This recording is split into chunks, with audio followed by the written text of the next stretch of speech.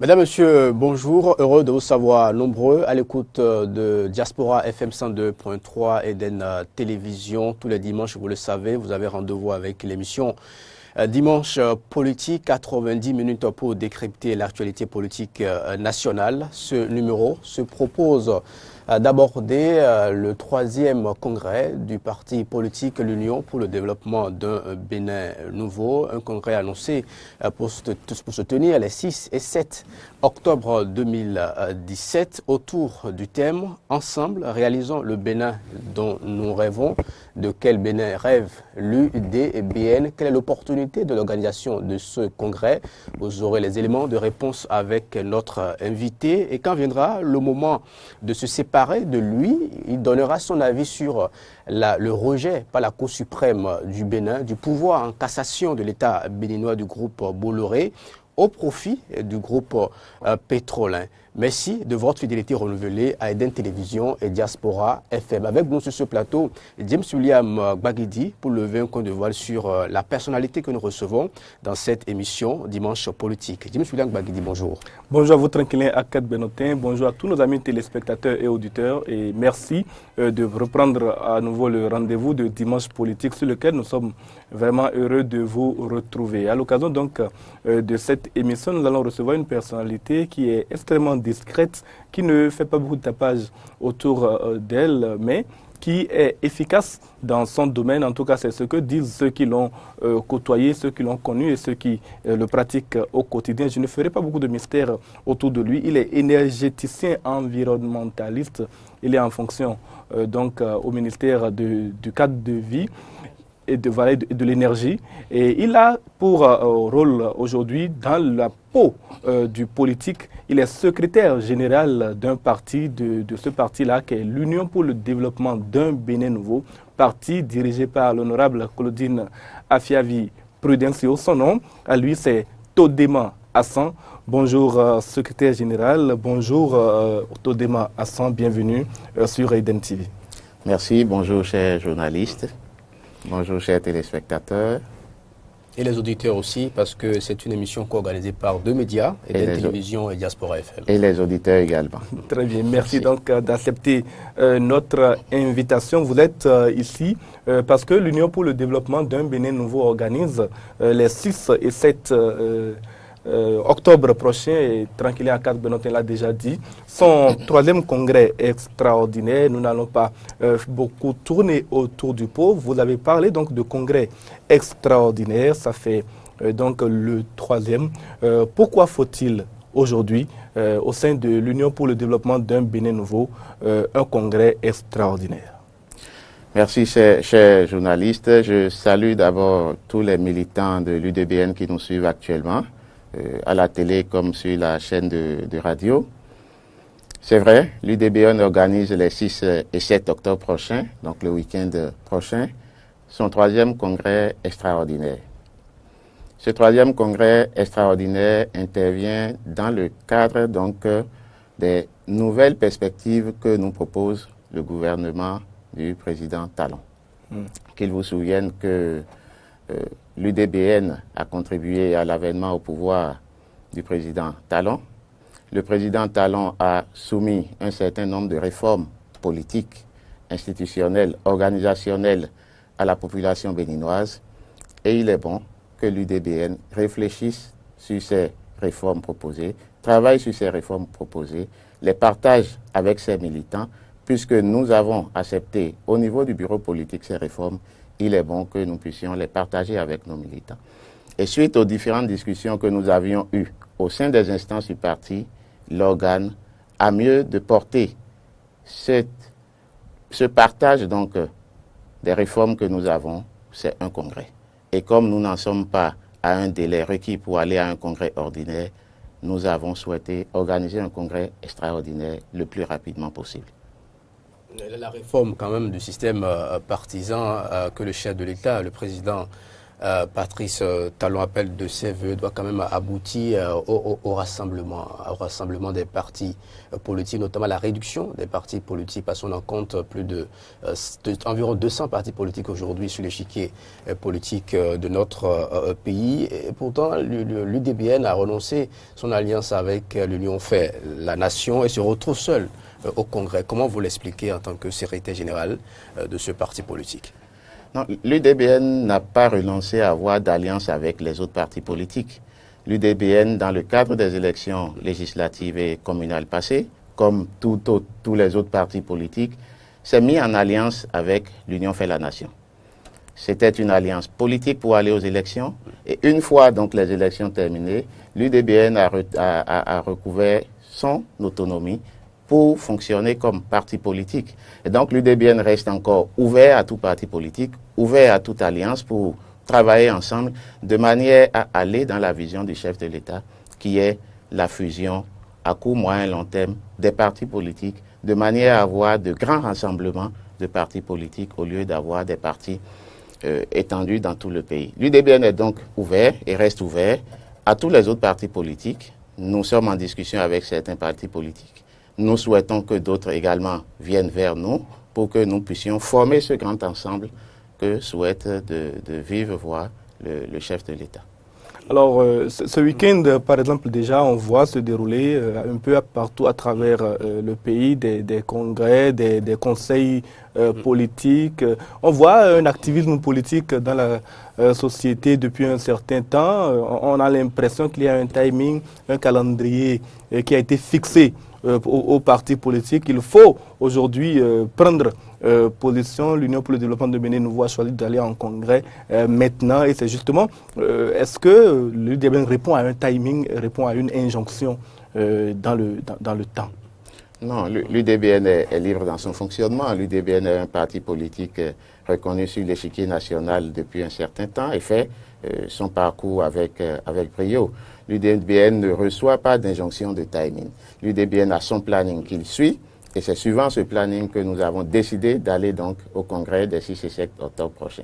C'est vrai qu'il y a beaucoup d'activités politiques en ce moment. Il y a des conseils, il y a des congrès qui s'organisent, mais la prise de décision au sein d'un parti politique ne se fait pas seulement par les dirigeants de ces partis politiques. Il faut que les dirigeants aillent vers les membres, les sympathisants, pour partager cette prise de décision-là. C'est ce qui se fait actuellement. Je ne pense pas qu'il y ait un timing donné aux partis politiques pour prendre la décision des fusions, mais les partis s'organisent pour aller vers cette fusion souhaitée de tous les vœux par le chef de l'État. Et cette multiplicité de partis politiques qui existent avait commencé déjà par faire objet de réflexion au sein des différents partis politiques. Et donc, c'est un événement que tout le monde souhaite. Ce sont des regroupements que tout le monde souhaite avoir dans le pays. Mais pour y parvenir, il faut y travailler. Et donc, c'est le travail qui se fait actuellement pour parvenir à ce regroupement-là que nous souhaitons tous de nos vœux. Hassan Toudéman, vous avez dit il y a un instant que le projet, le programme d'action du chef de l'État qui a été soumis nécessite qu'une instance aussi importante au sein de l'Union pour le développement d'un Bénin nouveau que le Congrès se réunisse pour y réfléchir. Ça fait quand même déjà un certain temps que le programme d'action du gouvernement a été publié. Pourquoi avoir attendu plus d'1 an avant de convoquer le Congrès pour en débattre? Je le disais tout à l'heure, au sein de l'UDBN, nous avons plusieurs instances de décision. Et donc, il a fallu que ces instances de décision partagent le programme d'action en leur sein, partagent le programme d'action auprès des militants, des sympathisants de l'UDBN, avant maintenant d'en venir à un congrès extraordinaire. Donc nous sommes dans un processus qui a été planifié et nous suivons le planning que nous avons mis en place donc, pour atteindre les objectifs que nous nous sommes fixés. C'est vrai que vous avez vos tests, le parti politique l'UDBN a ses tests. A-t-on vraiment besoin d'aller à un congrès extraordinaire pour montrer qu'on partage oui. les actions, les programmes d'action du gouvernement? Ah mais si, les décisions que nous devons prendre au sein de notre parti politique, au sein de l'UDBN, a des instances. Et la nature de la décision nous impose d'aller à un congrès, de manière à ce que tous les militants, depuis le sommet jusqu'à la base, soient informés donc de ces décisions que nous voulons prendre. C'est la nature de la décision qui nous oblige à aller à un congrès. On pouvait faire un conseil national, on pouvait faire une réunion de bureau politique, on pouvait rassembler certaines instances de prise de décision au sein du parti pour prendre la décision, mais la nature de la décision nous oblige à aller à un congrès. Et comme nous n'en sommes pas à un timing de congrès ordinaire, nous avons souhaité faire un congrès extraordinaire pour prendre ces décisions-là, qui sont d'une haute importance aussi bien pour notre parti, l'UDBN, que pour la nation béninoise. Et que répondez-vous à ceux qui pensent que l'UDBN va en congrès extraordinaire parce qu'il entend, il viserait des postes au niveau de l'appareil d'État? Vous savez bien que notre présidente a déjà occupé, de par le passé, plusieurs fonctions politiques de très haut niveau dans la République. Et aucun Béninois ne peut refuser l'appel de la nation à travailler pour faire avancer le pays. Nous ne visons pas, c'est pas parce que nous visons des postes que nous allons à un congrès, mais c'est parce que nous avons des activités planifiées. Et comme je le disais, si on nous fait appel pour travailler pour le pays, ce que nous faisons d'ailleurs déjà, autant que nous sommes, nous travaillons pour le développement du pays. Vous êtes journaliste, vous travaillez pour le développement du pays. Moi, je suis dans l'énergie et l'environnement, je travaille au poste où je suis pour le développement du pays. Et donc, nous sommes déjà en train d'œuvrer pour faire avancer le pays. Mais si on nous appelle à des fonctions, à d'autres fonctions, pour continuer à porter notre contribution au développement du pays, je ne pense pas qu'un Béninois pourrait refuser d'apporter du sien au développement de ce pays. Oui, mais la coïncidence est quand même un peu troublante dans la mesure où un remaniement ministériel est annoncé. C'est justement un peu à la veille de ce remaniement que l'UDBN va en congrès. L'UDBN annonce une mobilisation très importante. De quoi peut-être influencer le chef de l'État pour lui montrer que ça c'est un parti important, c'est un parti qui compte sur l'échiquier politique national et pourquoi ne pas nommer quelques membres, peut-être même au gouvernement ou à des postes stratégiques dans les ministères, dans des institutions. Est-ce que ce n'est pas aussi un peu l'objectif de ce congrès? Oh, vous savez, le remaniement dont vous parlez, on en entend parler depuis quelque temps. Et je pense que seul le chef de l'État détient le timing de ce remaniement-là. Et depuis l'avènement de ce régime au pouvoir, vous auriez dû constater donc que la gestion par la rue n'est plus de mise. La gestion par les réseaux sociaux n'est plus de mise. Et donc le chef de l'État, le président Patrice Talon, il a son timing qu'il suit. Et je ne pense pas qu'il puisse être influençable par rapport à ce timing-là parce qu'un parti organise un congrès. Le président a son timing qu'il respecte, les partis politiques ont leur timing qu'ils respectent, et je pense que cela va de chacun en fonction des perspectives qu'il s'est données. Vous êtes simplement prononcé sur ce remaniement annoncé, mais la question elle est quand même claire. Hein. Oui. Le DBN, en prélude à ce remaniement qui finira par intervenir, oui, se prépare-t-il pour avoir des postes dans l'appareil d'État? Nous travaillons comme d'habitude. Nous travaillons comme d'habitude. Nous avons contribué à l'avènement du président Talon au pouvoir.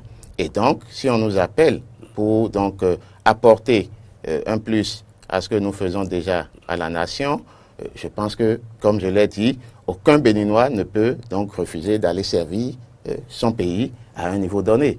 Mais nous ne le faisons pas parce que nous courons derrière des postes ministériels. Vous connaissez bien la présidente, l'honorable Claudine Afia-Prudencio.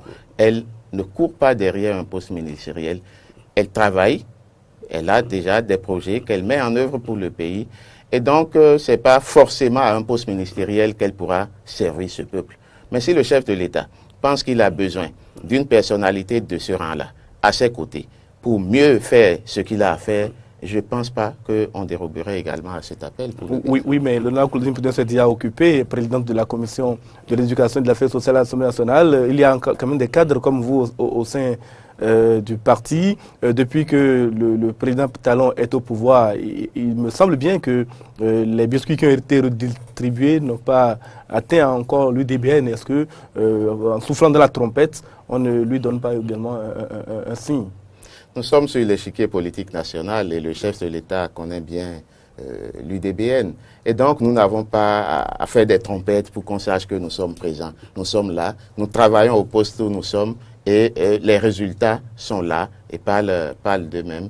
Et je ne pense pas que nous soyons en train de courir derrière des postes. Je ne pense pas que ça soit cela. Et ce n'est pas du tout cela, alors je peux vous le confirmer. Vous clamiez tout à l'heure que oui, vous avez soutenu le chef de l'État, mais les téléspectateurs et les auditeurs qui ont suivi l'actualité des présidentielles, nous en voudrons si on ne leur précise pas vos premières positions, parce que aux premières heures des élections présidentielles, vous n'étiez pas avec le chef de l'État. Oui, tout à fait, mais entre les deux tours, nous avons travaillé à ce que les deux personnalités, et donc le président Patrice Talon et l'autre candidat que nous avions soutenu, puissent travailler main dans la main pour aller au second tour. Et nous nous sommes battus au second tour pour que le président Patrice Talon puisse passer. Et donc, on ne peut pas nous dénier aujourd'hui le droit d'avoir contribué à l'avènement au pouvoir du régime Talon. Pour vous, c'est une fierté? Ah oui, tout à fait, parce que vous voyez bien la manière dont le pays est géré aujourd'hui. Le président Talon apprend aux Béninois à moins parler et à plus travailler. On aura l'occasion de parler de la gouvernance du président Patrice Talon. Justement, parmi les objectifs du congrès de l'UDBN, il est annoncé une clarification des positions politiques du parti. On connaît quand même plus ou moins la position de l'UDBN, non? Oui. On connaît la position de l'UDBN depuis l'avènement de ce régime au pouvoir. Cette position s'est clarifiée lors donc du vote de recevabilité de la proposition de constitution à l'Assemblée nationale. Mais il est bon qu'on clarifie de plus en plus cette position avec nos militants à la base. Nous l'avions fait en groupe plus restreint. Nous avons commencé par parler également du programme d'action du gouvernement avec les populations à la base, mais il est bon qu'ensemble on se retrouve comme dans une grande messe pour partager cette vision avec les militants et les sympathisants du parti. Et c'est ce que nous comptons faire les 6 et 7 octobre prochains. On se souvient qu'en 2016, disons même vers fin 2015, c'était à l'occasion d'un congrès que la décision du parti a été prise de soutenir le candidat, c'était à l'époque le candidat Sébastien Adjavon. Entre les deux tours, vous avez décidé de soutenir Patrice Talon. Était-ce aussi une injonction, ou du moins à la demande de Sébastien Adjavon? Non, je vous l'ai dit et je vais continuer à le dire peut-être tout au long de ces débats. L'UDBN est un parti libre qui fait des choix responsables. Les choix de l'UDBN ne se font pas seulement par les instances du parti, mais ces choix-là sont faits avec les militants à la base. Entre les deux tours, la présidente, l'honorable Claudine Afiavi-Prudencio, a travaillé pour que les deux candidats d'alors, le candidat Patrice Talon, le candidat Sébastien Adjavon, puissent coopérer, commencer par coopérer pour travailler ensemble pour le second tour.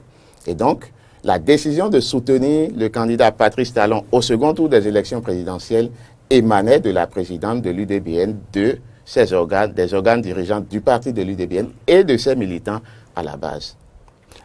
Mais en définitive, aujourd'hui, il y a une brouille.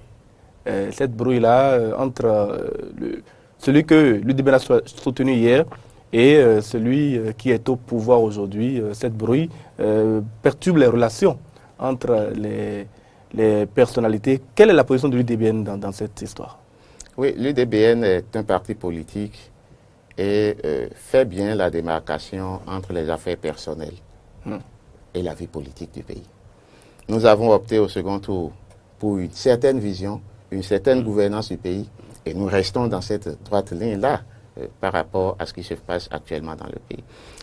Jusqu'à l'instant où nous parlons, et même au-delà, avec le programme d'action du gouvernement que nous avons en face, nous pensons que le président Patrice Talon continue de garder les gouvernails et de conduire le pays comme cela se doit vers un début de développement. Il n'y a donc pas de raison que l'UDBN ait un conflit ou un conflit quelconque avec le pouvoir en place, puisque ce qui se fait va dans la droite ligne de ce pourquoi nous avons soutenu le président Talon au second tour. Et donc, nous avons une très bonne cohérence avec ce qui se fait actuellement par le régime du président Patrice Talon n'en témoignent que les différents comptes rendus de Conseil des ministres que nous suivons, les différentes actions qui sont menées dans le pays. Je pense que nous devons, à l'unanimité, soutenir le gouvernement dans les différentes actions qui sont menées pour conduire enfin ce pays vers le développement. Vous voyez, généralement, la population se demande, mais nos hommes politiques, quand ils voyagent, est-ce qu'ils regardent un peu les autres pays? Est-ce qu'ils voient ce qui se passe dans les autres pays? Mais voilà, le gouvernement du président Patrice Talon a commencé par transférer vers le Bénin tout ce qu'on voit de beau à l'étranger, tout ce qu'on voit de merveilleux à l'étranger. Et là, lorsque vous passez déjà sur le passage à niveau de Voïkor, vous regardez, vous jetez un coup d'œil à droite, vous voyez l'aménagement qui est en train d'être fait là, la verdure qui est en train d'être fait là. Mais c'est beau ça à circuler sur les réseaux sociaux. La masse ne voit encore rien, mais de toute façon, on reviendra sur la gouvernance du président Patrice Talon. Intéressons-nous d'abord au thème de votre congrès, le congrès extraordinaire que vous organisez les 6 et 7 octobre 2017 autour du thème « Ensemble ». Réalisons le Bénin dont nous rêvons. De quel Bénin rêve le parti l'Union pour le développement d'un Bénin nouveau? Nous rêvons d'un Bénin qui pourra satisfaire les besoins des Béninois, les besoins prioritaires des Béninois. Nous rêvons d'un Bénin où l'électricité ne nous parviendra plus juste par moment. Nous rêvons d'un Bénin où les populations pourront satisfaire leurs besoins, où on aura des centres de santé pour tous, des écoles pour tous, de l'eau pour tous, de l'électricité pour tous, des voies pour tous, qui permettront donc aux agriculteurs d'acheminer leurs produits des sites de production vers les lieux de commercialisation. Nous rêvons d'un Bénin où il fera bon vivre pour l'ensemble de la population. Alors, dans ce thème, quand vous l'analysez, il y a ensemble. Réalisons le Bénin dont nous rêvons. Ensemble, il faut que les Béninois s'unissent enfin. C'est vrai, vous me direz qu'il n'y aura pas l'électricité si nous n'avons pas les deux polarités, plus et moins. Mais ces plus et moins s'associent pour produire l'électricité que nous avons, donc pour faire du bien. Et c'est ce qu'il nous faut maintenant, nous mettre ensemble pour réfléchir dans le sens de contribuer au développement de ce pays. Et c'est pourquoi c'est un appel que nous lançons à l'ensemble du peuple béninois à travers ce thème pour que, enfin, nous puissions conduire ce qui se passe parce que c'est quelque chose de beau, d'important, vers la satisfaction des besoins des populations, pour que chacun commence par voir que ce pays a enfin pris un nouvel envol. C'est à cela, cet appel que nous invitons tout un chacun, et ce thème pourra être développé donc au cours du congrès, pour attirer l'attention de tout un chacun sur la nécessité que nous avons besoin finalement de nous unir sur beaucoup plus ce qui est important pour le pays que de nous disperser sur nos intérêts personnels et égoïstes. Mais quand vous dites réalisons le Bénin dont nous rêvons et que vous avez une participation active au pouvoir actuel, comment voulez-vous réaliser ce Bénin dont vous rêvez? Mais la réalisation du Bénin dont nous rêvons passe par les différentes actions que nous posons tous les jours. Ces actions, par rapport à la présidente de l'UDBN, si nous allons commencer par les citer ici, nous allons prendre tout le temps pour les citer. Les différents projets qui sont mis en œuvre par la présidente de l'UDBN.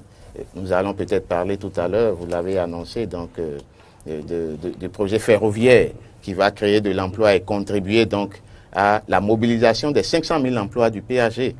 Et donc, la réalisation de Bénin dont nous rêvons passe par les actions de tout un chacun, tous les jours. Les actes que nous posons tous les jours doivent rentrer dans ce cadre de réalisation du Bénin dont nous rêvons. Et vous regardez un peu l'environnement de Cotonou. Si vous rentrez dans Cotonou aujourd'hui, vous sentez que Cotonou respire. Il y a de l'air qui circule. Tel n'était pas le cas il y a quelques mois. Et donc, nous sommes en train chacun donc de poser les pas qu'il faut pour conduire le Bénin vers le développement, pour conduire le Bénin vers le Bénin dont nous rêvons. Et c'est à cela que nous appelons tous les Béninois désormais. Alors, à l'occasion de ce congrès, sans doute de grandes résolutions seront prises. Est-ce que vous avez déjà une idée de ce qui sera décidé en dehors de la réaffirmation du soutien au chef de l'État? Oui, de très grandes décisions seront prises donc au cours de ce congrès.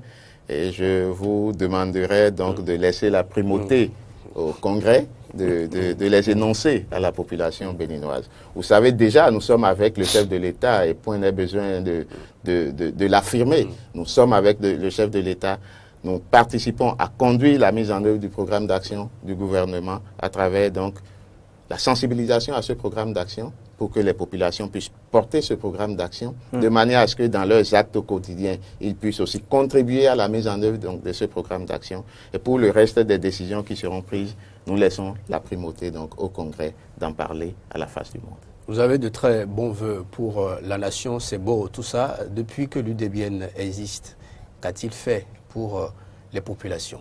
À sa tête, il y a une dame députée à l'Assemblée nationale, mais ses actions sur le terrain ne sont pas visibles. Que faites-vous aux populations? Oui, ça c'est une très bonne question, comme les autres questions d'ailleurs. Mais vous savez, la présidente, l'honorable Claudine Afiavi-Prudencio, les actions qu'elle mène, c'est vrai qu'elle fait très peu de communication autour, ce qui fait d'ailleurs que nous recevons donc certaines préoccupations des populations qui posent exactement les mêmes questions. Elle accompagne les communautés à la base. Elle ne met pas l'accent sur la communication sur ces événements-là. Et ça, nous n'avons pas manqué de partager ce point de vue avec notre présidente pour dire, Madame la Présidente, vous devez commencer par communiquer sur vos différentes actions. Il n'est pas bon de faire les actions et de ne pas les faire savoir. Si on continue à ne pas les faire savoir, la question reviendra toujours de savoir qu'est-ce que vous faites à la population. Nous allons faire le point de l'ensemble de ces actions-là et nous allons les partager au Congrès pour créer de la visibilité autour de ces actions parce que nous en avons besoin, puisque pour l'instant, ça ne se fait pas. Mais vous êtes quand même la présidente. Un parti politique qui regroupe plusieurs personnalités. Oui. Si elle ne le fait pas, mais vous, pourquoi vous ne le faites pas? Et les autres aussi, pourquoi? Oui. Vous savez, nous avons besoin donc de prendre cette décision. Je vous ai dit, la prise de décision au sein de l'UDBN ne se fait pas de façon individuelle, mais se fait de façon participative. Et donc, nous sommes en train de prendre la décision désormais pour faire la visibilité autour de ces actions-là. Vous savez, nous devons faire la différence entre les actions politiques et les actions sociales. Nous devons pouvoir faire cette démarcation parce qu'on a l'impression que l'homme politique, c'est lui qui doit faire les voies. C'est lui qui doit construire des écoles. Ça, ce sont des actions sociales qu'un homme politique peut faire. Mais par contre, il y a des actions politiques qu'un homme politique doit également faire. Elle est à la tête de la commission des lois, la présidente à l'Assemblée. Commission de l'éducation. Pardon, commission de l'éducation à l'Assemblée. Et donc, par rapport à cette commission, elle a des prérogatives, elle a des activités qu'elle mène à l'hémicycle. Dans le cadre politique, avec les militants à la base, elle a des activités qu'elle mène, la formation politique des sympathisants, des membres du parti, des actions envers les membres du parti. Au niveau de la commission, quelles sont les lois qu'elle a déjà défendues? Alors, au niveau de la commission, il y a des activités en cours. Il y a des activités en cours. Et je ne vais pas vous faire le point de ces activités. C'est vrai que récemment, il y a eu deux lois, notamment la loi, je crois, sur le tabac qu'elle a défendue après avoir organisé plusieurs séminaires, les hépatites. Et après tout ça sur le terrain, qu'est-ce qui se fait? Et après tout ça sur le terrain, elle doit contribuer à vulgariser ces lois-là sur le terrain.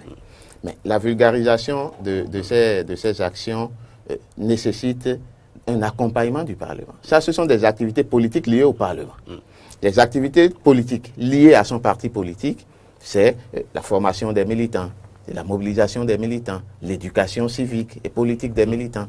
Et ça, nous le faisons au sein du parti politique. C'est vrai qu'on a vu récemment la présidente de l'UDBN dans une séance avec plusieurs dames au niveau de l'usine, l'ex-usine d'engrais de Koumbé, en train de leur parler de ces nouvelles lois-là et de les inviter à prendre des dispositions pour se prémunir contre les hépatites B et C.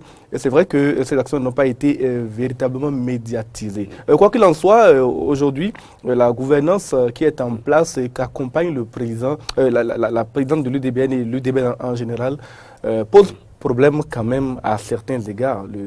Le gouvernement n'est pas applaudi à tout rompre par le peuple. Nous n'avons pas d'institut de sondage, c'est vrai, mais pour nous autres Béninois Béninois lambda, Béninois du quotidien, Béninois de la rue, quand nous écoutons le Zémidjan que nous empruntons de temps en temps, quand nous écoutons le vendeur d'essence, quand nous écoutons le mécanicien, le soudeur, le menuisier, on a quand même l'impression que ça ne va pas.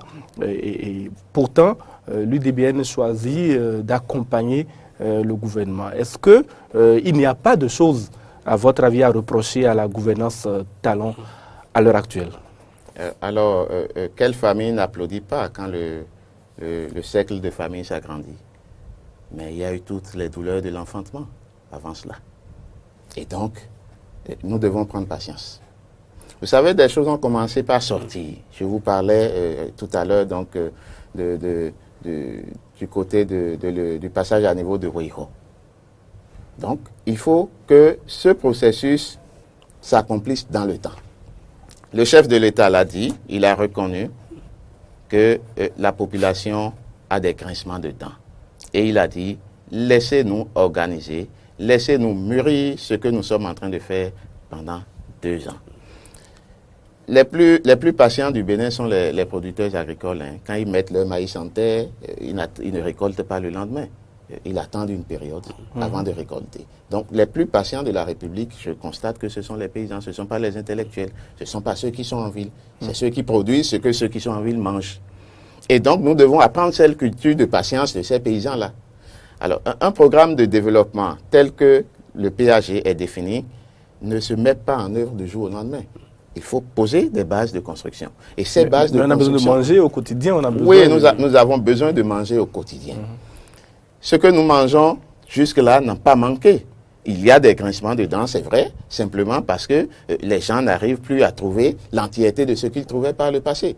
Quelqu'un qui, banalement, de tout demain, ramasse des dizaines de millions et qui aujourd'hui n'arrive plus à le faire, c'est normal qu'il ait des grincements de dents. Quelqu'un qui a l'habitude de faire ça et de partager des fournitures scolaires dans tout le Bénin et qui n'a pas pu le faire à cette rentrée, c'est normal qu'il ait des grincements de dents parce que sa cote de popularité va baisser. Le gouvernement Talon est en train de fermer progressivement ces poches-là de manière à prendre les actions sociales en main et à satisfaire les besoins des populations par le pouvoir public. Vous n'êtes pas dans l'appareil d'État, au sein de l'appareil d'État, et sur quels éléments vous vous basez pour attester que l'actuel système est en train de véritablement fermer les poches de la corruption? Mais ça se voit. Vous voyez toutes les décisions qui ont été prises. Regardez les audits qui ont été réalisés, les résultats des audits. Regardez les instructions qui s'en sont suivies. Et donc, il y a des actions qui se mènent. Là, aucun homme, en tout cas ceux qui ont été cités, ne sont pas encore, ne se sentent pas inquiétés. Mais la séparation de pouvoir oblige. Le gouvernement fait son travail. Le gouvernement fait son travail. Le pouvoir judiciaire va faire son travail. Et rien ne nous dit qu'aucun travail ne se fait, puisque je vous l'ai dit tout à l'heure, le président Patrice Talon apprend aux Béninois à moins bavarder et à beaucoup plus travailler. Et donc, un travail est en cours et point n'est besoin de le divulguer sur des réseaux sociaux ou dans les journaux ou dans la presse, puisque chacun fait son travail dans son domaine de compétences. Mais paradoxalement, il y a des gens qui étaient cités dans des affaires rocambolesques et qui, aujourd'hui, se retrouvent par la force des choses avec le chef de l'État. On ne va pas citer de nom. Si on parle du dossier hydraulique, je parle du PPA2. Voilà les affaires pour lesquelles dans ce pays, on a déboursé l'argent du contribuable, environ 1 milliard de francs CFA. Oui, plusieurs milliards. Plusieurs milliards. On a dit voilà que c'est une affaire réelle. Après, c'est devenu un non-lieu. Et aujourd'hui, celui-là se retrouve avec le système et vous dites que les poches de corruption... Non, nous faisons confiance à la justice de notre pays. Et lorsqu'une affaire est tranchée par la justice, nous ne revenons plus sur cette affaire-là. C'est vrai, il y a des soutiens qui viennent au chef de l'État. Le chef de l'État a besoin de ces soutiens.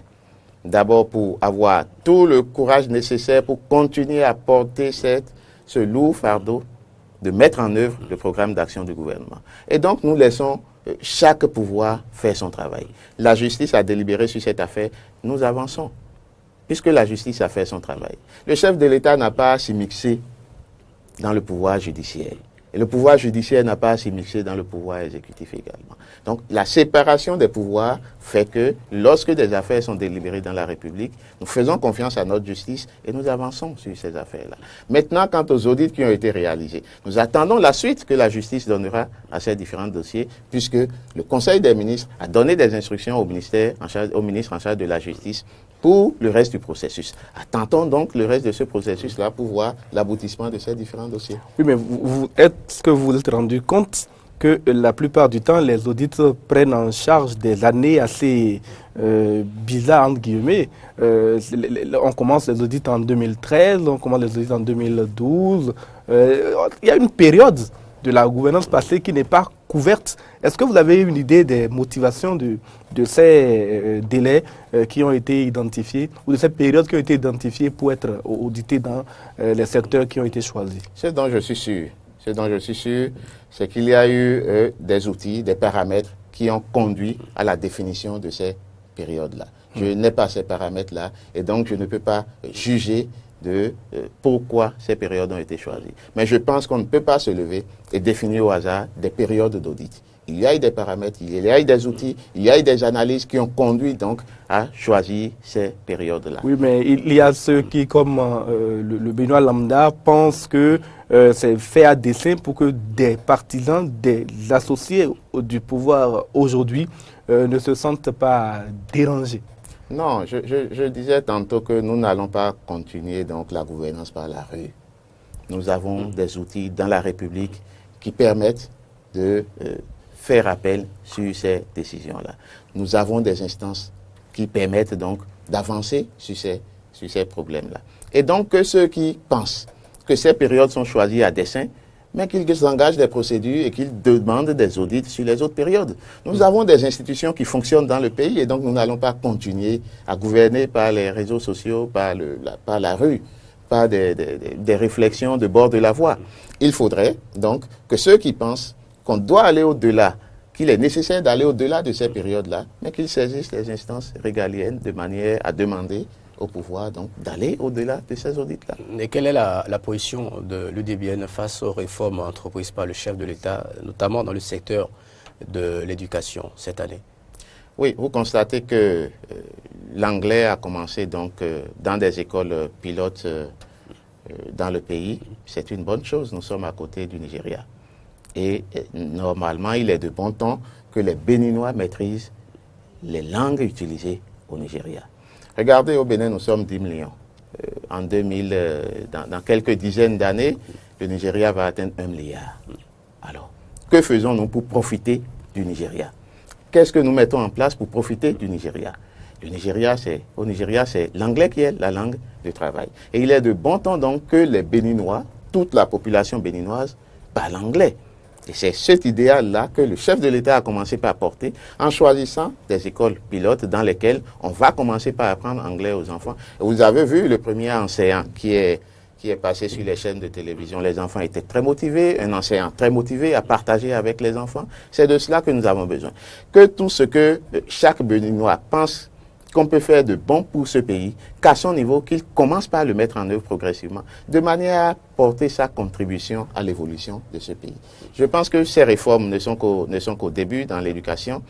Il faudra qu'on les pérennise, qu'on les renforce, de manière à ce que dans toutes les écoles béninoises, on puisse parler anglais. De manière à ce que tous les enseignants au primaire puissent apprendre l'anglais et parler l'anglais aux enfants. C'est de cela que nous avons besoin pour faire avancer le pays. Pendant que les réformes au sein du secteur de l'éducation apparaissent comme étant des réformes positives qui sont applaudies de part et d'autre, des réformes dans d'autres secteurs aboutissent à beaucoup de destruction d'emplois. Voilà un reproche qui est également fait au pouvoir du président Patrice Talon. C'est la suppression d'emplois, même d'entreprises, depuis qu'il est au pouvoir. Comment l'UDBN perçoit cela et quelle analyse en fait l'UDBN? Je pense que le programme d'action du gouvernement envisage de créer 500 000 emplois. Faut-il en détruire d'abord? Non, pas qu'il faut en détruire d'abord, mais on ne fait pas d'omelette sans casser les œufs. Il faut assainir. Il faut assainir. Et nous sommes dans ce processus-là d'assainissement-construction. Et une fois assaini, de nouveaux emplois seront créés dans le pays avec toutes les activités qui sont en cours dans le pays. Il y aura d'emplois dans le pays. Il y aura de nouveaux corps de métier qui vont émerger. En attendant, les conseillers, comment feront-ils les charges incompressibles? Comment feront-ils face à tout ça? Je suis tout à fait d'accord avec vous. Il est certain que ceux-là de nos frères, de nos sœurs, vont passer des périodes qui ne seront pas aussi faciles que leur vie qu'ils passaient. Mais il est bien également qu'ils n'aillent pas croiser les bras, qu'ils se remettent à la tâche pour commencer par travailler pour le pays. Le gouvernement a lancé plusieurs projets qui vont donc mobiliser de la ressource humaine et il est évident que ceux-là pourront trouver affaire dans ces différents projets qui sont en cours de mise en œuvre. Vous allez voir, le projet de rail va commencer bientôt, va employer beaucoup de gens. Et donc, ceux-là pourront se réinsérer tout à fait dans des corps de métier qui vont émerger. Le président de la République, en vous basant sur les différents faits et tout ça, les réformes, la façon dont la gouvernance actuelle est menée, est-il vraiment capable de réaliser le Bénin dont l'UDBN rêve? Nous sommes tout à fait conscients de cela, que nous allons progressivement vers le Bénin dont l'UDBN rêve. Et c'est pourquoi le gouvernement a mis l'accent sur la réalisation des grands travaux, sur le volet social de la population. C'est vrai, vous entendez souvent beaucoup de grincements de dents. Le gouvernement du président Patrice Talon ne fait pas de social, il détruit les emplois. Qu'est-ce que le social? C'est la question que nous devons nous poser d'abord. Qu'est-ce que le social? Est-ce que le social, c'est prendre des billets de banque, aller distribuer aux populations? Non, puisque ce n'est pas pérenne. Ça se faisait. Et ça plaisait aux populations. Mais à chacun sa gouvernance. À chacun sa gouvernance, puisque quand ça se faisait, est-ce que ça permettait aux populations d'avoir une vie décente continuelle? Non, ça se faisait pour tenir les populations. Et donc, le président Patrice Talon a voulu changer de fusil d'épaule. A dit, mon social passera par des actions concrètes qui permettent aux populations donc de subvenir directement à leurs besoins. Et ce social, la première action sociale posée par le gouvernement, c'est le rétablissement de la situation énergétique du pays. Le gouvernement du président Patrice Talon, lorsqu'il est venu au pouvoir, le président de la République même a pris à bras le corps la question énergétique et a dit « Je veux avoir des solutions immédiates qui permettent donc de mettre fin au délestage. » D'ailleurs, vous êtes bien placé pour nous le dire. Vous êtes directeur de l'énergie renouvelable par ailleurs. Est-ce que dans ce domaine-là, en particulier les énergies renouvelables, il y a quelque chose qui se fait réellement? Ou bien c'est seulement les énergies fossiles qui continuent de nous permettre d'éviter le délestage? Non, actuellement, ce sont les énergies fossiles, notamment l'allocation des groupes, qui nous permettent de sortir du délestage. Mais ça va travailler jusqu'à court terme. À long terme, nous avons des projets d'énergie renouvelable qui permettront donc d'avoir un mix énergétique élargi aux énergies renouvelables pour résorber définitivement le problème de la crise énergétique. Mais je parlais du volet social par rapport donc à la situation énergétique pour dire que ce que nous ne savons pas, la seule et première étude qui a été réalisée sur la non-satisfaction de la disponibilité de l'énergie montre que lorsque les populations n'ont pas l'électricité, le coût du kilowattheure tournait autour de 1000 francs, c'était en 2000, vers les années 2003. Aujourd'hui, cette évaluation montre que si l'énergie n'est pas disponible, nous la payons autour de 2000-2500 francs le kilowattheure. Ça veut dire quoi? Lorsque le soudeur, lorsque celle qui vend de la glace, celle qui fait du yaourt, du bissap, le petit commerce, n'a pas l'électricité pour faire sa production, elle paie 2500 francs par kilowattheure parce que ce commerçant est obligé d'utiliser des moyens alternatifs pour avoir l'électricité tels que les groupes électrogènes et autres. Donc le fait d'avoir résolu définitivement la crise énergétique fait que ce coût d'énergie très élevé, parce que l'énergie n'est pas disponible, est résorbé. Et donc la première solution sociale que le gouvernement Patrice a réalisé du moins, c'est régler le problème d'électricité. Aujourd'hui, nous avons l'électricité. Est-ce qu'il est réglé entièrement ce problème? Ces derniers jours, on constate également encore des coupures. Ce problème est définitivement réglé. Mais nous avons des coupures. Il y a 3 jours, je crois qu'il y a des zones, notamment à Kassato, Calavi et autres, qui étaient restées dans le pendant, je crois, 2 jours. Oui. Et à Pakba et environ, pareil. Comment vous expliquez ces cas de... Oui, ces cas de panne, on les appelle les coupures. Ce n'est pas du délestage. Le délestage, c'est une coupure sur de longue durée, planifiée, que nous avons en son temps de 6 heures, de 8 heures, de 10 heures peut-être de temps par jour. Ça, ce sont des coupures dues à des pannes techniques parce qu'on a une forte pluie ou parce qu'un réseau est tombé par endroit. Ces coupures, on les a dans tous les pays du monde. On peut les avoir. Vous avez vu la tempête qu'il y a eu dans les régions des Amériques ces derniers temps. Si des poteaux sont tombés et autres, il n'y aura pas d'électricité. Le gouvernement travaille également aux réformes au niveau de la Société béninoise d'énergie électrique. Et vous pouvez inviter le directeur général qui fait un travail excellent, M. Tossou, à vous en parler. Il y a du travail qui se fait pour que les solutions trouvées soit viable pour le pays et pour le secteur de l'énergie. Parlant des réformes, la Société béninoise d'énergie électrique, c'est quand même une entreprise qui incarne une certaine souveraineté de d'autres pays, mais on annonce sa privatisation. C'est vrai qu'on n'a pas utilisé le thème, mais en réalité, c'est cela. Est-ce que cela sera bénéfique pour le pays? Non, ce n'est pas sa privatisation, mais sa mise en gestion. Et ça, c'est pas la même chose. Non, c'est pas la même chose. Non, c'est pas la même chose. Expliquez-nous c'est pas la même chose. C'est pas du tout la même chose. C'est pas du tout la même chose. Ce que le gouvernement veut faire, c'est vrai que je ne suis pas très habilité à en parler puisque je ne suis pas sur ce plateau pour cela, mais je pourrais lever un coin de voile. J'appellerais ça accompagnement. C'est un accompagnement à un nouveau modèle de gestion d'une société d'électricité. Et ça peut se faire juste dans une période donnée. Ça ne se fera pas de façon éternelle. C'est même privé. Est-ce que ce n'est pas le premier pas vers la privatisation? Non, pas du tout. Ce n'est pas le premier pas vers la privatisation. C'est un privé qui va la gestion. C'est un privé qui aura la gestion parce que le privé a les compétences et les capacités nécessaires, a fait ses preuves dans le domaine pour améliorer la gestion au sein d'une unité de gestion, au sein d'une société d'électricité. Et donc, la société accompagnera les cadres de la SPE sur la période qu'il faut pour leur passer la main. Donc, ce n'est pas du tout une privatisation. J'appellerais ça un accompagnement. Ce qui signifie, si je comprends bien, qu'à la fin du processus, la SBE revient dans le patrimoine. La SBE demeure dans le patrimoine de l'État. Et l'endroit sera de nouveau dirigé par des institutions ou du moins le privé quittera. Mais bien sûr, puisque c'est un contrat à durée qui a une fin. C'est pas un contrat.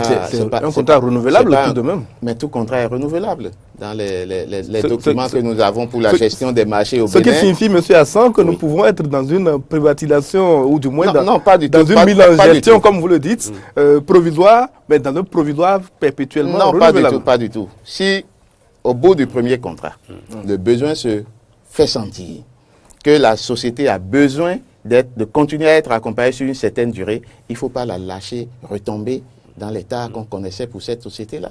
Aujourd'hui, la SPE est en train d'aller de l'avant. Et nous avons besoin d'accompagner la SPE à aller encore plus. Parfois, vous allez payer votre facture à la SBE et la SBE n'a pas l'énergie électrique. Et vous dites que la SBE va de l'avant. Ça fait quand même bizarre.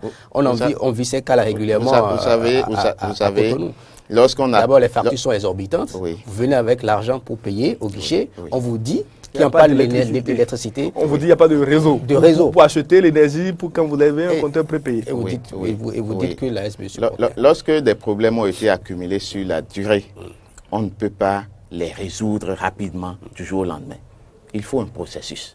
Et ce processus-là est en cours pour améliorer les performances de la SBE. Les coûts des factures d'électricité, chacun peut contrôler sa consommation. Nous avons souvent l'habitude de dire on nous fait des factures exorbitantes. Mais nous pouvons, lorsqu'on vient nous déposer la facture, nous pouvons contrôler notre compteur. Nous pouvons relever notre compteur nous-mêmes pour connaître notre consommation, pour calculer notre consommation. Et je pense qu'il y a des structures indiquées dans le pays pour faire de la sensibilisation à la maîtrise d'énergie, à l'efficacité énergétique. Nous utilisons généralement dans nos maisons des équipements qui sont très peu adaptés, qui consomment de l'énergie. Nous utilisons des rallonges qui ne sont pas de qualité, nous utilisons des lampes qui consomment beaucoup d'énergie, nous laissons les veilles de nos postes téléviseurs allumées, les veilles de nos radios allumées. Il est clair que ces différents équipements-là consomment de l'électricité en veille. Et donc, nous devons apprendre à contrôler notre consommation d'électricité. C'est ce que nous consommons que la société nous facture. Maintenant, il peut y avoir par endroit des erreurs de lecture, des erreurs de relevé, mais ces erreurs sont très très infirmes.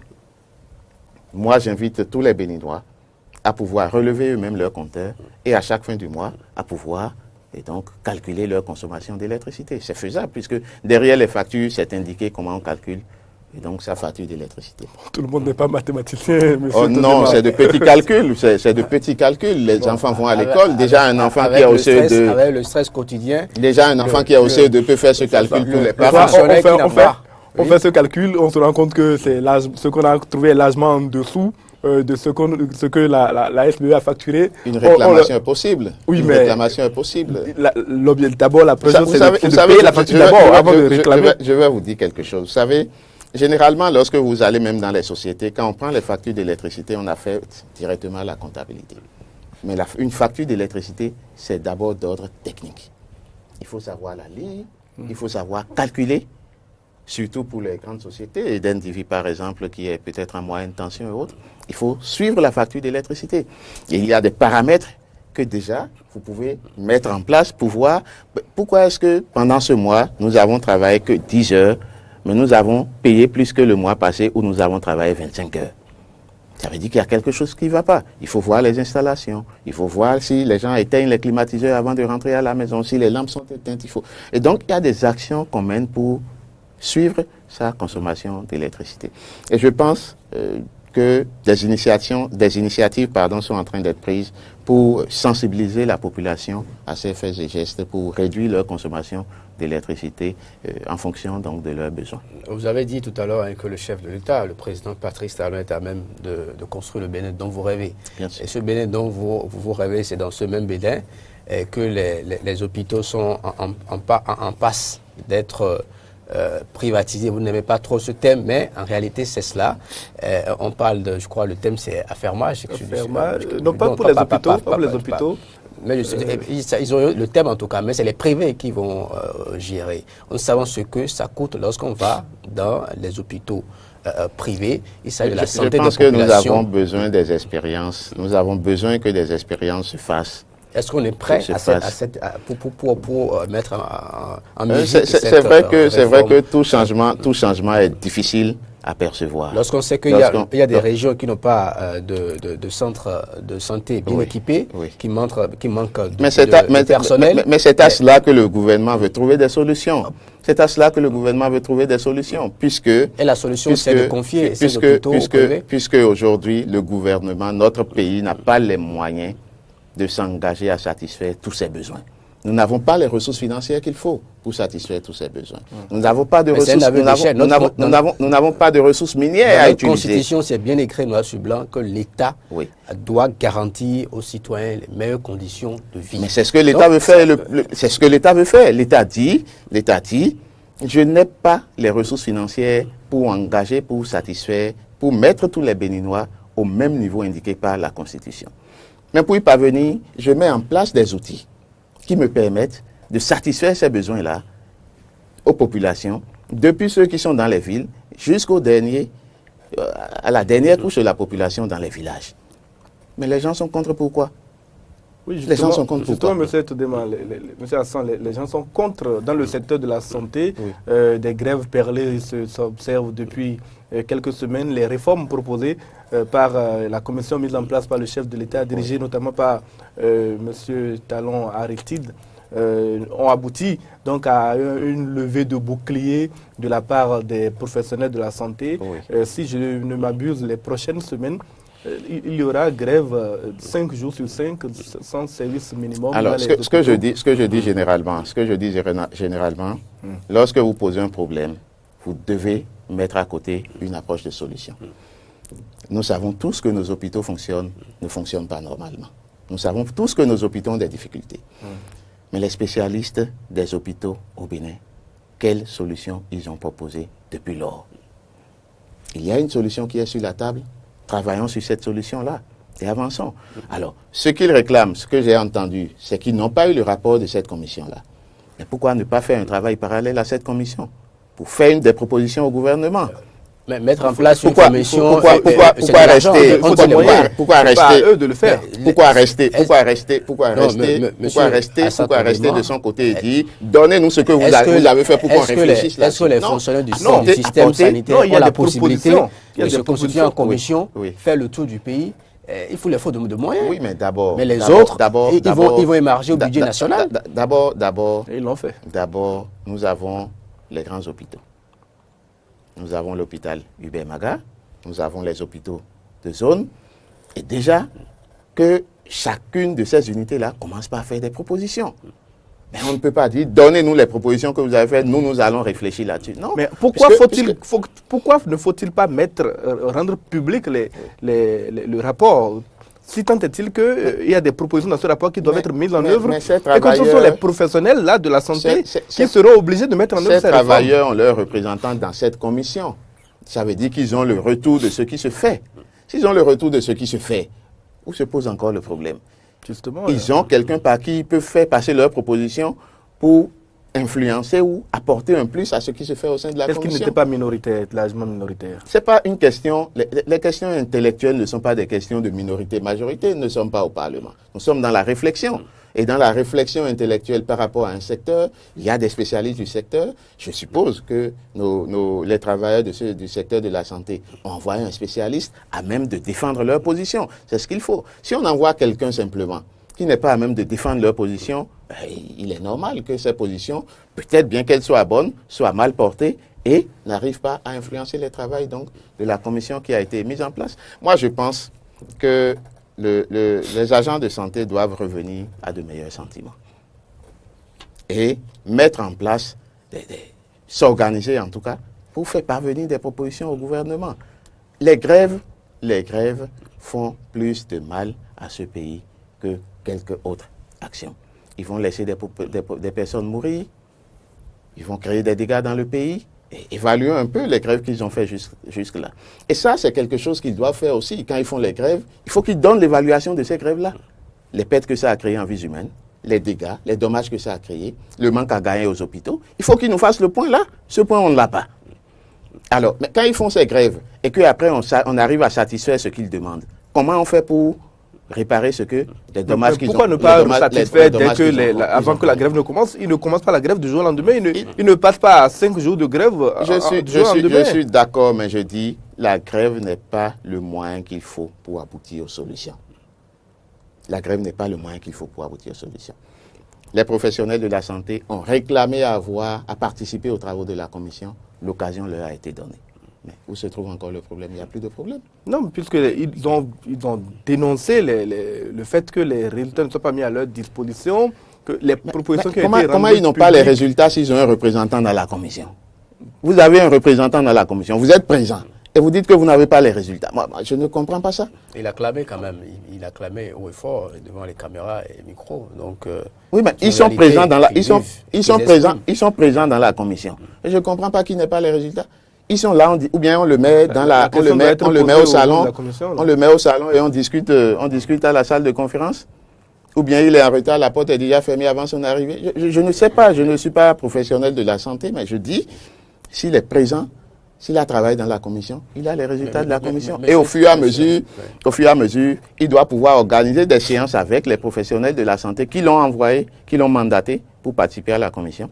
Et leur faire le point de manière à porter leur position dans cette commission-là. Vous savez très bien que lorsque vous allez au niveau des hôpitaux publics avec un cas d'urgence, un malade et tout, vous n'avez pas le cash, on ne vous regarde pas, on s'en fout. Dans le privé, on sait aussi ce que c'est. Oui. Mais quand ce soit généralisé, on va confier tout vous ça. Vous avez affaire à un nous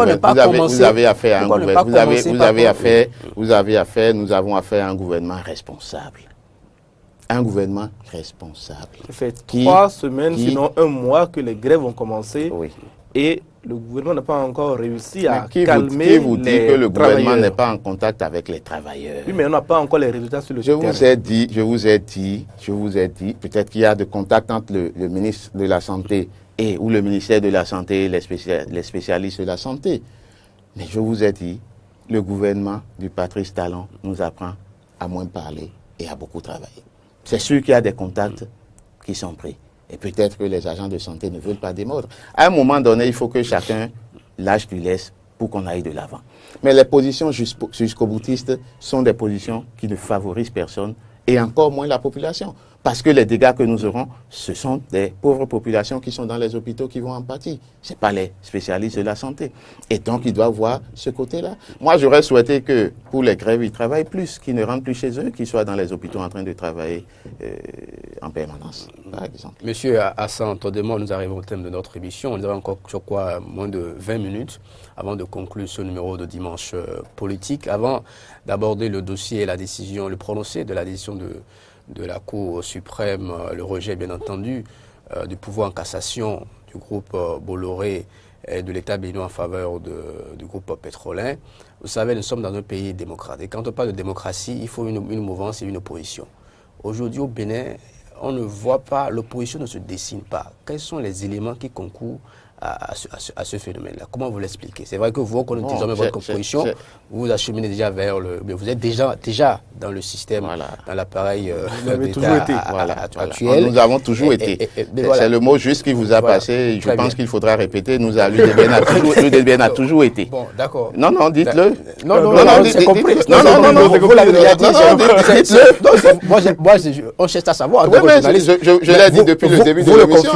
L'UDBN a toujours été. Maintenant, donc il faut reprendre la phrase. Non, vous avez dit que l'UDBN a toujours été. Non, je confirme rien. Je vous pose des questions, vous répondez. Vous avez confirmé, ils vous ont compris, les téléspectateurs, auditeurs. L'opposition au Bénin, pourquoi elle ne se dessine pas? Non, je pense que j'ai lu sur les réseaux sociaux une voix de la minorité parlementaire. Et donc, vous l'avez bien dit, s'il y a une majorité, il y a une minorité, c'est qu'il y a des mouvanciers et une opposition. Et donc, il faut que l'opposition s'organise pour se concrétiser. On ne peut pas faire de l'opposition sur les réseaux sociaux. L'opposition, nous avons des tests qui réglementent l'opposition. Et donc, il faut que l'opposition s'organise donc pour participer à la vie politique du pays. Le Bénin en a besoin. Nous avons besoin donc des contre-propositions, nous avons besoin donc des idées qui montrent que ce que nous proposons n'est peut-être pas le meilleur, mais nous pensons que ce qui est proposé est ce qu'il faut pour les Béninois. Maintenant, s'il y a des idées contraires qui trouvent qu'il y a des propositions alternatives, il y aura la confrontation des idées et nous pourrons apporter la preuve donc que ce qui est proposé, c'est ça qu'il faut. Et c'est dans cette émulation-là des idées que le pays pourra aller de l'avant. C'est pas lorsqu'un camp se recovie sur lui pour dire « je suis minoritaire ». Il faut une minorité, une majorité, à moins que tout le monde participe à la majorité. Mais la minorité ne se sent pas, je dirais, respectée, ne se sent pas prise en compte. Prise en compte par rapport à quoi? Ils veulent aller au gouvernement, la minorité? Non, pas forcément, mais quand même. Prise en compte par rapport à quoi? Quand on est dans une démocratie, il y a lieu quand même, quand il y a des institutions, quand il y a des partages, vous le savez, au niveau par exemple d'institutions qui sont créées, RAVIP, on a désir des gens, ils ne se sentent pas aussi représenter que cela devrait l'être pour que... Vous savez, la minorité constitue une représentation d'une grande part de notre population. Un certain nombre de députés, 23 je pense, c'est déjà une grande partie de la population béninoise.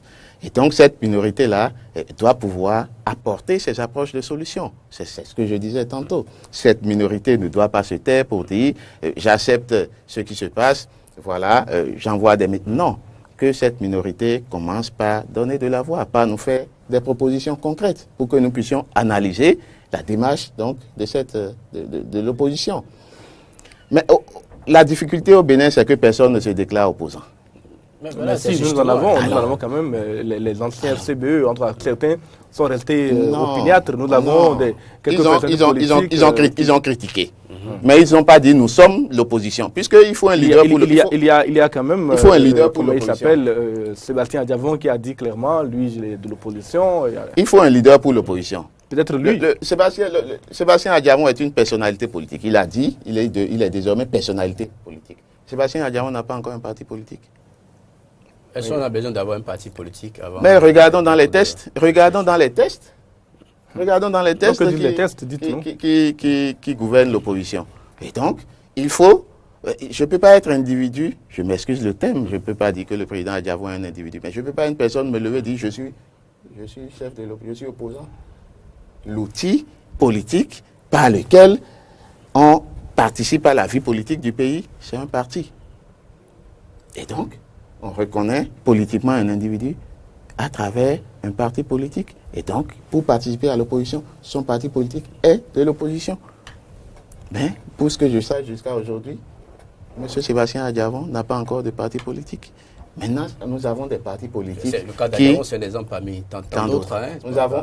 Nous avons d'autres partis politiques qui disent ne pas partager la même vision du régime actuel, mais qui se déclarent de l'opposition. Et justement, pourquoi ces leaders-là ont-ils peur? Mais je ne sais pas, ils sont là, invitez-les, ils vont nous dire. Ceux qui disent que Patrice Talon est plutôt vindicatif ou bien qu'il surveille de près cette opposition, qu'il peut taper sur les doigts de ceux qui ont géré par le passé, qui ont peut-être la main dans le cambouis, et donc aujourd'hui, ils ne peuvent pas oser parler. C'est peut-être leur manière de voir les choses. C'est peut-être leur manière de voir les choses, de par le côté où ils regardent. Oui, donc s'ils pensent faire l'opposition, mais qu'ils se déclarent opposants. Je suis opposant, je veux faire l'opposition, je suis chef de file de l'opposition, et donc on va leur donner toutes les prérogatives donc, de chef de file de l'opposition.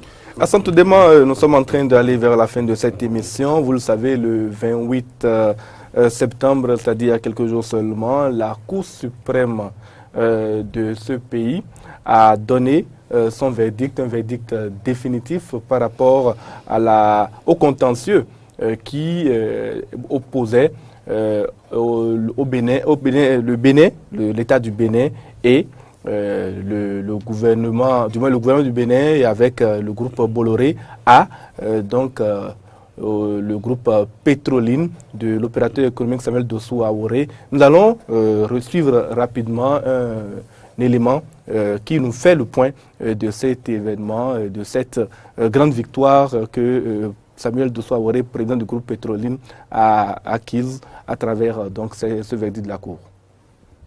La décision de la Cour suprême relative à l'affaire du corridor ferroviaire Bénin-Niger, attendue depuis novembre-décembre 2015 et opposant d'une part l'État béninois et le groupe Bolloré Africa Logistique au groupe Petroline de l'opérateur économique béninois Samuel Dossou Aworé, vient d'être rendue. À l'époque, débouté de ses prétentions sur la réhabilitation et l'extension du chemin de fer Cotonou-Parakou-Dosso-Niamey par un arrêt de la Chambre des référés de la Cour d'appel de Cotonou, le groupe Bolloré, soutenu par le régime du président Yahi Boni, avait saisi la Cour suprême aux fins de cassation. Maître Cyril Djikui, avocat du groupe Petroline, revient sur les points saillants de ce différend. Dossou Samuel, PDG de la société Petroline, a imaginé un projet, estimant que dans son pays, il n'y a pas assez de ressources minières et que le Bénin est un pays de services. Il a ménagé, il a inventé, il a conçu un projet qu'il a dénommé Épine dorsale pour le développement du Bénin et de la sous-région. Au nombre de ce projet, il y a les chemins de fer Cotonou-Parakou à réhabiliter et Parakou-Niamey-Dosso à construire. Un appel d'offres international par rapport à ce projet a été lancé. Le groupe pétrolin a soumissionné et a été déclaré adjudicataire. Les deux États lui ont demandé d'entreprendre les travaux. Un projet de concession a été élaboré par les deux États. Ça a été amendé. Mais contre toute attente, on constate la présence d'une société française, Bolloré, qui est rentrée par la porte des deux États, qui ont supplié Samuel Dossou de l'accepter comme partenaire stratégique dans le projet. Ce qui fit fait, il a signé avec le groupe pétrolin un accord de confidentialité contre toute attente et contre sa signature, contre son écriture. Il est venu, on le sait, nuitamment dans ce projet, signant avec les États une convention qui porte exactement le même objet que le projet Épine dorsale dans sa composante chemin de fer. Nous avons estimé que Bolloré, qui malgré son accord de confidentialité, s'est permis de violer les engagements qu'il a pris, a commis un trouble manifestement illicite. Nous avons saisi les juridictions béninoises. La Cour d'appel de Cotonou nous a donné entièrement raison et lui a fait défense d'avoir à entreprendre quelques travaux que ce soit sur le projet. C'est contre cette décision que et l'État béninois et Bolloré ont formé pouvoir. La décision de la Cour suprême ce 28 septembre 2017 est sans équivoque. Les pourvois des avocats du groupe Bolloré et de l'État ont été rejetés. La Cour suprême a rendu sa décision et a rejeté leurs moyens, donnant ainsi effet, donnant ainsi force à une décision qui est déjà exécutoire. Il s'agit d'une ordonnance, il ne faut pas l'oublier. Donc voilà, nous en sommes. Cette décision, qui conforte le groupe Petroline dans ses prétentions, est un motif de satisfaction pour les avocats du groupe Petroline et les responsables au Bénin de PIC Network, filiale en charge du groupe ferroviaire. Ma fierté, c'est ce que, par notre justice, les investisseurs peuvent venir nombreux. Dans un pays où la justice est foulée aux pieds, dans un pays où il n'y a pas de justice, les investisseurs ne peuvent pas venir. Vous vous rendez compte que c'est un procès, s'il faut le dire, qui est engagé contre un groupe puissant, très puissant, qu'est Bolloré et dans une certaine mesure contre l'État béninois. Peu importe sous quel régime il s'agit, puisque l'administration, l'État est une continuité, c'est contre l'État béninois. Et qu'un patriote et qu'un national ait pu gagner jusqu'à ce niveau, je crois qu'on peut en être fier. Enfin, notre pays a montré, la justice de mon pays a montré qu'elle est entièrement libre. Nous sommes très heureux.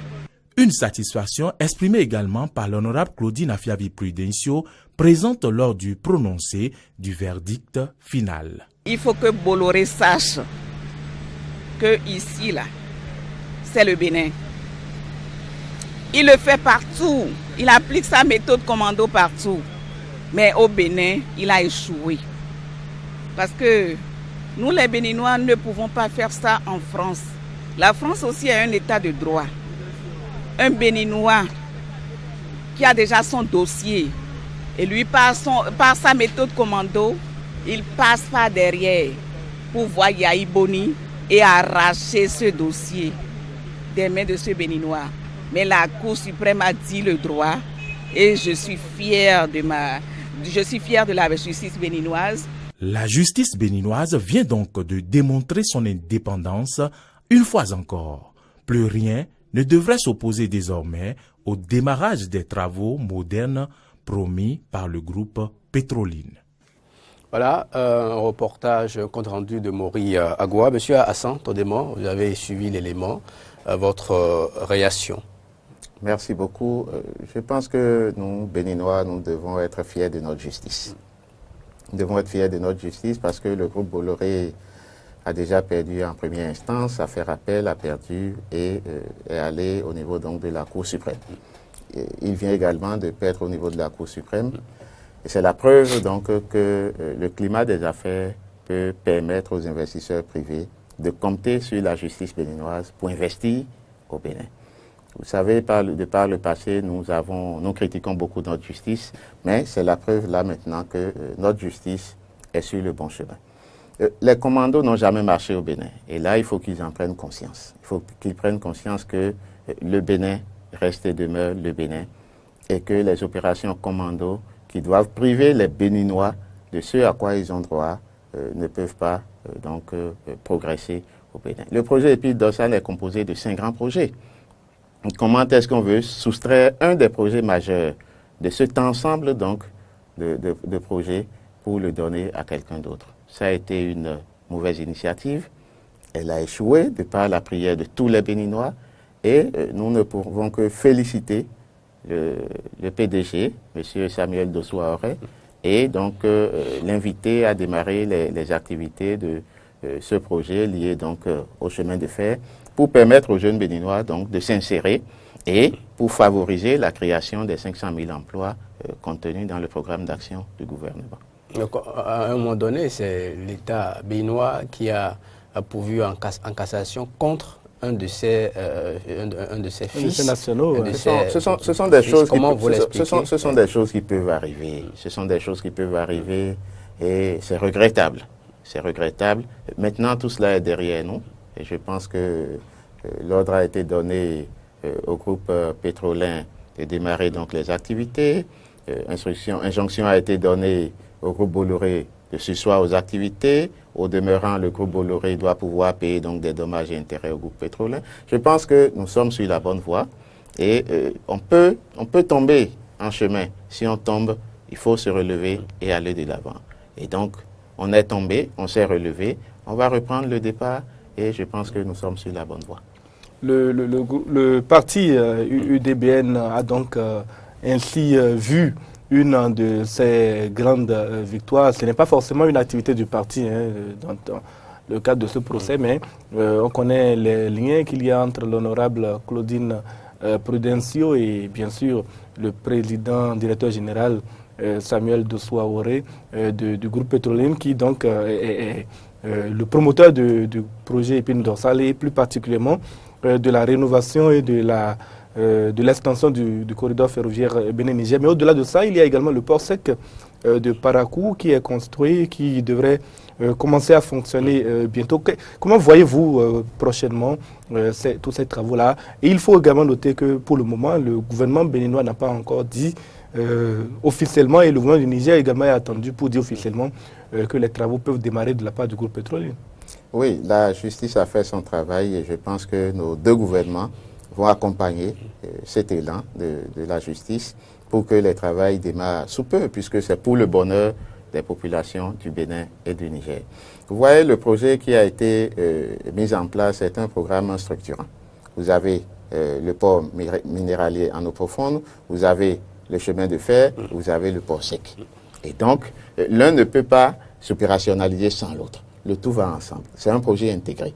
Et c'est ce projet intégré-là qui contribuera à donner de la visibilité au pays au plan du transport et de la logistique. Mais vous savez que c'est parce qu'on disait que le président directeur général de Pétroline ne disposait pas de moyens qu'on est allé chercher Bolloré, ou du moins quand Bolloré s'est introduit dans le dossier, les chefs d'État l'ont accepté. Que peut-on répondre à cette... Nous avons passé plus de 7 ans sur ce projet sans qu'il ne débat, compte tenu de ces contingences-là. Et je pense que le groupe pétrolien a fait ses preuves ailleurs. Ce n'est pas la première fois qu'il veut investir dans un projet de cette envergure-là. Un groupe qui a fait ses preuves ailleurs est capable de faire ses preuves chez lui. Monsieur Dossoaoré, il est béninois, il est chez lui au Bénin. Il ne peut pas prendre un projet et montrer qu'il est incapable de le gérer. Je pense que ce qui s'est passé en son temps, il fallait trouver des outils pour donc justifier ce qui a été fait. Et ces outils n'ont pas été de bons outils, sinon la justice n'en serait pas venue à cette décision-là. Tout investisseur n'a pas de liquidité à prendre et à injecter dans un projet. Tout investisseur va à la conquête des ressources. Il va à la mobilisation des ressources de par la taille, l'importance et ce que son projet peut générer. Et je pense que le groupe pétrolien a les capacités nécessaires pour mobiliser les ressources dont a besoin la mise en œuvre de ces différents projets-là. Et le peuple béninois va le constater dans les très prochains jours. Dès que les chefs de l'État vont donner l'avis favorable pour que les travaux reprennent, vous allez voir le groupe pétrolien négocier avec les travailleurs, voir comment payer leur salaire, démarrer les activités. Et puisque le groupe pétrolien n'avait pas croisé les bras, le groupe pétrolien avait confiance à la justice béninoise et continuer à travailler sur le projet. Et donc, ce n'est pas aujourd'hui que le groupe pétrolien va commencer la mobilisation des ressources ou va commencer par prendre des contacts avec des partenaires. Tout cela se faisait dans le temps et je pense dès que les chefs de l'État vont donner leur avis favorable pour le démarrage des travaux, les travaux vont reprendre de plus belle au profit de nos populations. C'est ce que nous souhaitons. On va conclure. C'est vrai, les 6 et 7, vous avez longuement opiné sur le congrès. Quelle sera la plus-value? Qu'est-ce qu'il y aura de nouveau? Alors, je le disais tantôt, nous allons partager ce qui est fait jusque-là avec, je dirais, tous les membres de l'UDBN, puisque les représentants du parti viennent de partout du Bénin. Et ensuite, comme je vous le demandais, ce qu'il y aura de spécial, nous le conservons au Congrès. Le Congrès dira donc ce qu'il apporte de plus aux différents congrès qui ont eu lieu et en plus donnera d'autres justifications à ce pourquoi nous tenons son congrès. J'en ai énuméré donc quelques-unes ici, mais le reste, nous laissons la primauté au Congrès de le dire à l'ensemble de la population béninoise. Mais d'ores et déjà, sachant que nous allons lancer une mobilisation aux forces politiques, aux partis politiques, pour qu'ils viennent à l'UDBN, pour qu'ensemble on puisse œuvrer à contribuer à l'un de ces grands rassemblements. L'UDBN se sent-il aussi fort pour accueillir d'autres partis politiques en son sein? Oh, mais bien sûr, l'UDBN est en train de faire ses preuves sur le terrain. Et donc, c'est ensemble que nous pouvons donc trouver les solutions pour aller à ce grand ensemble-là dont nous rêvons tous. Mais pour aller à ce grand ensemble, il faut des leaders pour porter l'idée. Et la présidente de l'UDBN, l'honorable Claudine Afiavi-Prudencio, est l'une de ces personnalités-là qui porte cette idée de rassemblement. Et donc, elle est à même de mobiliser d'autres personnes, d'autres ressources politiques, d'autres personnes politiques, d'autres partis politiques pour aller vers ce grand ensemble-là. Et elle y travaille tous les jours. Quel est votre bilan politique au jour d'aujourd'hui? Alors, en termes de bilan politique, nous avons été à l'Assemblée déjà la seconde fois. Nous avons occupé des postes de haute fonction au niveau de l'État. Nous avons des élus locaux, nous avons des conseillers communaux, nous avons des chefs d'arrondissement et nous travaillons donc à ce que on ne s'arrête pas à ces résultats-là, à ce qu'on élargisse ce qui laisse entrevoir également comme autre objectif du Congrès la préparation des prochaines échéances électorales. Les prochaines échéances électorales sont en 2019. Pour l'instant, nous travaillons sur le parti, nous travaillons à accompagner le programme d'action du chef de l'État et nous ne mettons pas en priorité les élections. Les élections viennent après. Pour qu'en 2019, le chef de l'État soutienne des candidats de l'UDB? Non, chaque chose en son temps. Pour l'instant, nous avons un programme que nous mettons en œuvre et ça nous occupe énormément. Et donc, nous ne pouvons pas penser aux élections. Les élections viennent après et nous aurons le temps de travailler également sur les élections au moment opportun. Ça, c'est le langage politique. Pas du tout, Pas du tout. C'est ce que nous faisons. Monsieur Hassan Todema, vous êtes le secrétaire général de l'UDBN. Lorsqu'on a fini de dire tout cela et qu'on vous donne l'occasion de conclure un plateau comme celui-ci, que diriez-vous? Je voudrais inviter tout le peuple béninois, femmes et hommes, à continuer à accompagner la mise en œuvre du programme d'action du gouvernement. C'est vrai, les instants que nous vivons dans le pays pourraient paraître difficiles, mais la victoire est au bout du fil. C'est pour cela que notre engagement ne doit être à aucun moment relâché.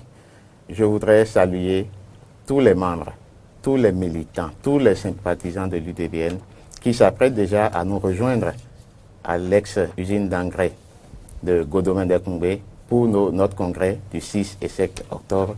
Et je leur souhaite tous un bon voyage sur Godomain. Je remercie tous ceux qui, de près ou de loin, contribuent à la réussite effective de ce congrès et je les invite à travailler pour que la contribution de l'UDBN à la mise en œuvre du programme d'action du gouvernement soit effectivement visible sur le terrain. Je vous remercie. Je vous avais salué votre présidente, puisque... Oui, la présidente, on ne finira jamais de la saluer. Et donc, c'est pourquoi... Nous vous aidons à ne pas avoir de problème. Non, on ne finira jamais de la saluer. On ne finira jamais de la saluer parce que nous l'appelons l'Amazone de la 6e circonscription. Il n'y en a pas deux dans la circonscription comme Amazone. Nous la félicitons pour le travail qu'elle abat tous les jours. Est-ce que c'est vrai ça? Est-ce que c'est vrai ou vous lui jetez seulement des fleurs? Non, on ne lui jette pas des fleurs. C'est vrai qu'on dit que là où, quand la femme gère une entreprise, la présidente elle-même est déjà la meilleure des fleurs. Et donc on ne peut plus lui jeter des fleurs. Mais nous disons la réalité de ce qu'elle fait.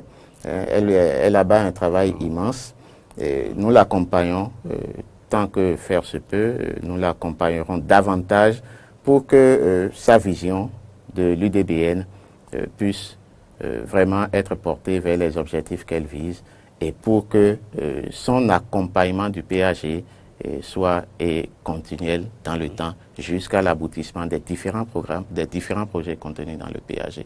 Madame la Présidente, par ma voix, tous les membres du bureau politique, tous les militants sympathisants de l'UDBN vous remercient pour tout ce que vous faites et ne vous marchanderont d'aucune manière leur engagement permanent. Vous passerez en tout cas par le service commercial pour cette... Ça sera fait avant mon départ. Ce supplément ça sera fait avant mon départ. Que vous avez ajouté. Donc nous allons tout simplement remercier les téléspectateurs et auditeurs. Nous nous recevions pour vous donc aujourd'hui Todema Hassan. Il est énergéticien environnementaliste dans la vie. Il est même directeur des énergies renouvelables, mais il n'est pas venu ici à ce titre. Ce qui l'a conduit dans nos studios pour ce numéro de Dimanche politique qui revient, c'est son poste de secrétaire général de l'Union pour le développement d'un Bénin nouveau, le parti de l'honorable Claudine Afiavi Prudencio. C'est à ce titre qu'il est venu nous parler du démarrage prochain du congrès du parti. Et c'est avec Tranquillin Akad Benotin que nous l'avons reçu. Tranquillin. Merci à vous, M. Liam Gbagidi. En nouvelle diffusion, Dimanche politique sur Eden Télévision Diaspora FM ce dimanche même à 21h, mardi prochain également à 21h et mercredi sur Diaspora FM. Merci de votre fidélité renouvelée à Eden Télévision Diaspora FM. À bientôt.